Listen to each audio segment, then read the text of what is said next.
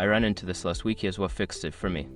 Verifying your account on Visible can be a straightforward process if you follow these steps. Step 1. Open the Visible app. Launch the Visible app on your smartphone.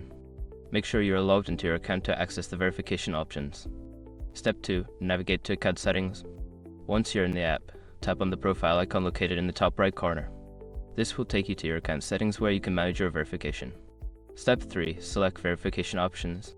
In the account settings, look for the verification section. Tap on it to see the requirements and steps needed to verify your account. Step 4. Provide required information.